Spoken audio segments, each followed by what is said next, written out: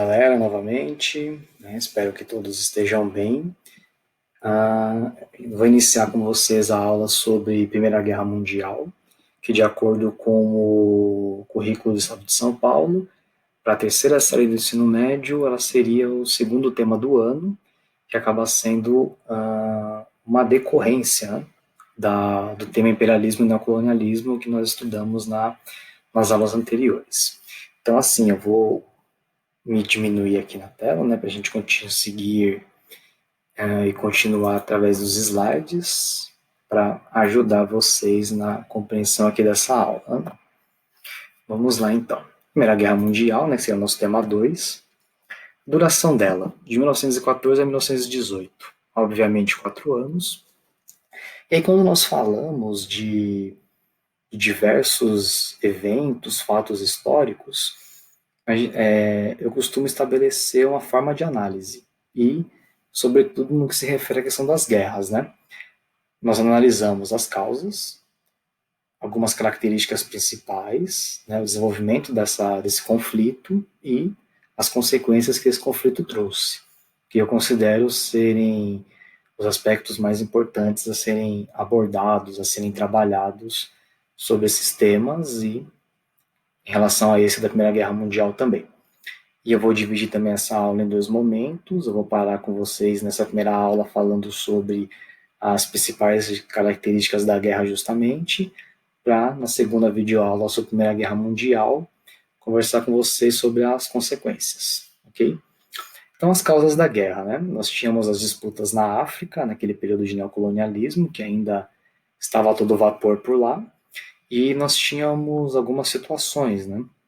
Então, por exemplo, Inglaterra e França, se nós rememorarmos a aula sobre imperialismo e neocolonialismo, eram as nações imperialistas, né, as potências da época, que possuíam mais territórios na África.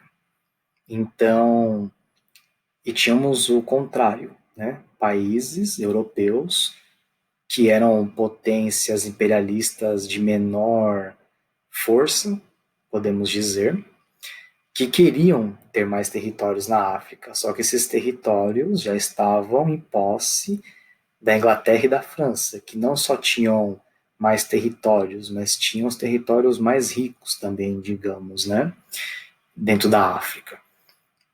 E uma coisa também é muito óbvia, claro, que a Inglaterra e a França não seriam, né, um ato de benevolência, não teriam essa beneficência toda em ceder os territórios que elas tinham conquistado com esses países que tinham menos territórios, como era o caso da Alemanha, da Itália, de Portugal, mas principalmente da Alemanha e da Itália, que eram os mais barulhentos, assim, né, os que causavam mais. Então, essa disputa por territórios, ela envolvia também a obtenção de mais mercados consumidores, né? Por quê? Quanto mais territórios dominados você tem, né, esses países tinham, é claro que eles tinham mais populações dominadas e eles conseguiam ter mais possibilidades de revenda desses produtos que eram produzidos, por exemplo, na Inglaterra e na França, que eram as potências que tinham mais domínios na África. Então, para eles, não tinha importância alguma, né, a dominação desses povos, o sofrimento desses povos, a destruição do meio ambiente africano, de maneira alguma. O importante para eles era conquistar esses territórios e, né, obter esses mercados consumidores, justamente porque quem produz quer vender o seu produto.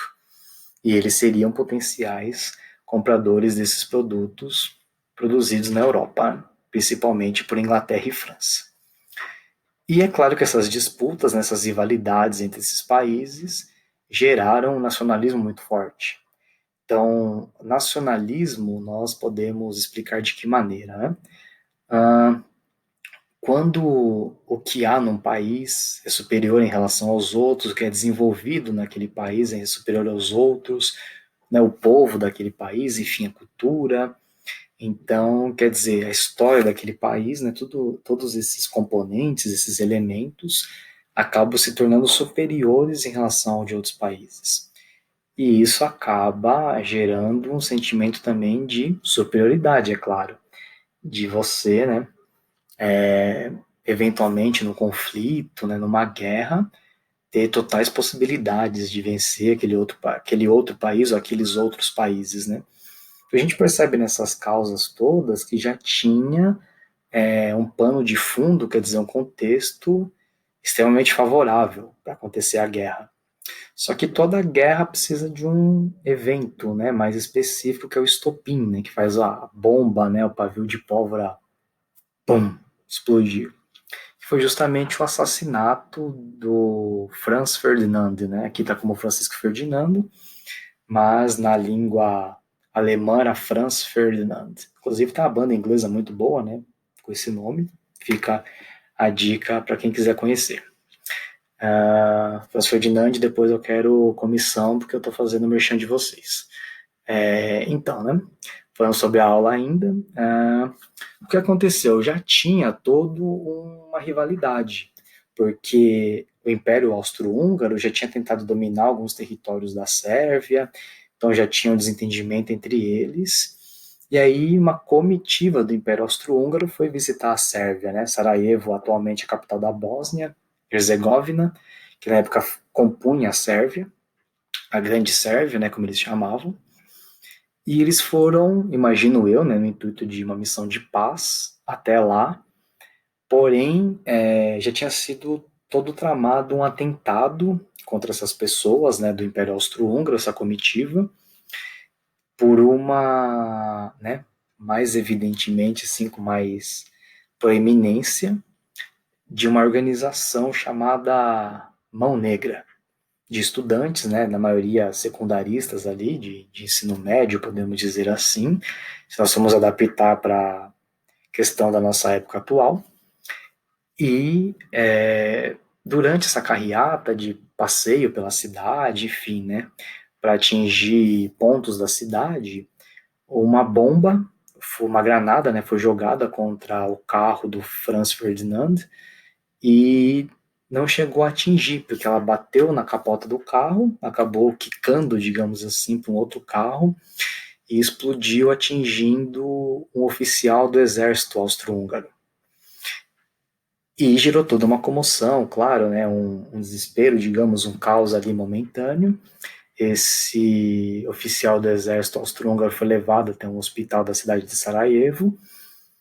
E assim, né, é claro que se configurou totalmente como um ambiente não propício para passeios, não era favorável continuar passeando. Só que o Franz Ferdinand, né, junto com a mulher, eles decidiram visitar esse oficial do exército ferido, quando acredito eu que na verdade seria muito mais prudente, inteligente e sensato você se guardar no local seguro, porque já tinha acontecido um atentado que claramente, né, enfim, com muita evidência, foi direcionado até eles. Mas eles preferiram sair, e um dos conspiradores ali no caso, né, da Mão Negra, acabou visualizando Franz Ferdinand, né, e, enfim, desferiu o tiro contra ele, contra a esposa, e os dois vieram a falecer, né. Então, esse assassinato fez com que a guerra começasse. E aí, dentro das características da guerra, eu acabei não colocando aqui por esquecimento mesmo, mas eu vou explicar para vocês. A gente tinha a questão da rede de alianças. Quer dizer, nós tínhamos todos ali os pactos, os acordos entre os países da Europa, em que a questão militar, econômica, a política era envolvida. Então, naquele momento, declarar guerra contra o país não era declarar guerra somente contra aquele país, porque ele tinha outros aliados. Como está mostrando aqui, por exemplo, no cursor, a Tríplice Entente tinha os países que compunham, que eram aliados, principalmente Rússia, França e Inglaterra, no primeiro momento, e a Tríplice Aliança tinha o Império Austro-Húngaro com a Alemanha, no primeiro momento, como grandes aliados. O que aconteceu? O Império Austro-Húngaro culpabilizou o país Sérvia como um todo pelo assassinato do Franz Ferdinand, né, pelo assassinato da esposa dele também, e os ferimentos que esse oficial do exército sofreu, e declarou guerra contra contra a Sérvia. Só que, como eu acabei de dizer para vocês, a Sérvia não estava sozinha. Então, declarando guerra contra a Sérvia, automaticamente o Império Russo, na época não era a Rússia ainda, declarou guerra contra o Império Austro-Húngaro. E a Alemanha foi, declarou guerra contra a Rússia, a França foi, declarou guerra contra a Alemanha, e assim os países do mundo foram se juntando, e por isso que ela se tornou mundial, por conta dessa rede toda de, né, países aliados. Então, foi ingênuo que naquele momento imaginou, né, ou chegou a pensar em imaginar que a guerra se manteria restrita ali, circunscrita ao Império Austro-Húngaro e à Sérvia. É óbvio que não. Então, por esse elemento e por todos os outros que a gente vai ver, a Primeira Guerra Mundial recebeu o nome de Grande Guerra, devido às proporções, né, grandes que ela teve.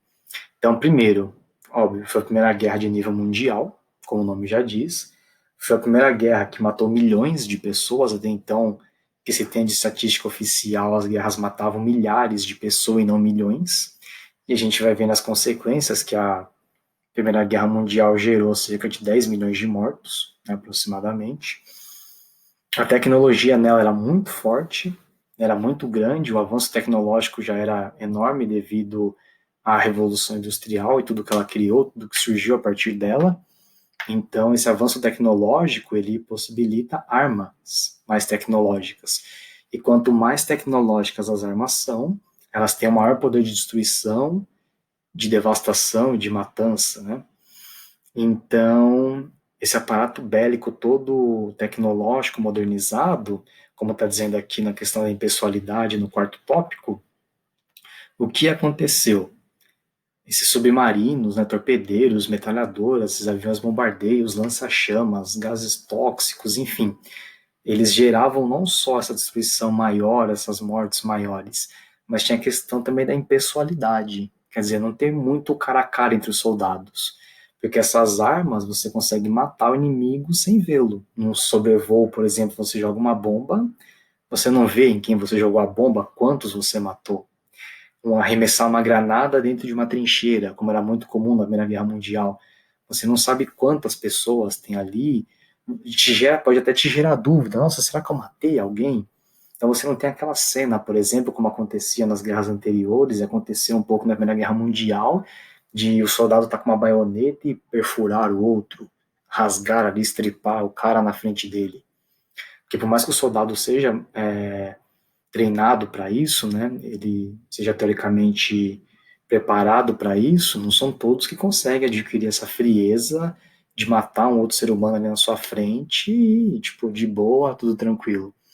Tinha muitos voluntários na Primeira Guerra Mundial. E esses voluntários não dava tempo de treinar esses caras antes para a guerra, então eles iam e se tornavam soldados na prática da guerra mesmo. Então imagina para essas pessoas matar uma outra pessoa, ver um companheiro ali morto, né? Enfim, às vezes um amigo, um irmão. Então é muito complicado quando você para pensar, nossa, eu matei alguém que tinha uma família, né, que tinha filhos, que tinha mãe, enfim, né, dificilmente alguém é sozinho no mundo. Então tudo isso podia gerar uma certa preocupação, né, nos soldados, enfim, por mais que estivessem numa guerra. E com essas armas tecnológicas, não. Num, num submarino você não vê ninguém, no avião você não vê ninguém. Essa impessoalidade toda podia gerar essa frieza da matança e, com certeza, gerar mais mortes, tanto pela tecnologia, como por essa frieza que a impessoalidade acaba levando a se ter, né? E é a questão da guerra total, essa estratégia de guerra aqui, em que todas as partes envolvidas no exército, não, na guerra, no conflito, começaram a se mobilizar de maneira total para a guerra. Então, todos os recursos ali dos países iam para a guerra. Então, a produção agrícola, a produção industrial, os esforços militares, os recursos naturais disponíveis, o desenvolvimento, os recursos tecnológicos também. Então, por exemplo, a produção da indústria, ela se volta o quê? Para a indústria bélica, munições, armas, questão dos uniformes dos soldados, mantimentos para os soldados. Então, o consumo interno ali das pessoas não é mais o foco, atender às demandas do povo, e sim as demandas da guerra, que envolvam aqueles que estejam na guerra. Porém, é claro, né, a produção agrícola também da mesma forma tem o contraponto. A guerra total também você poderia sofrer com ela no sentido do inimigo atacar esses seus recursos. Então, era uma estratégia muito forte, atacar as indústrias do inimigo, os campos agrícolas do inimigo, os centros financeiros do inimigo, as reservas naturais ali do inimigo, porque era com aquele que o inimigo fazia guerra. Então, automaticamente fazendo isso, um minava o poder de guerrear do outro. Então, se não levasse a uma rendição do inimigo, ia causar sérios prejuízos. E essa condição de guerra, esse poder de guerra do inimigo, diminuiria, né, consideravelmente ou até totalmente.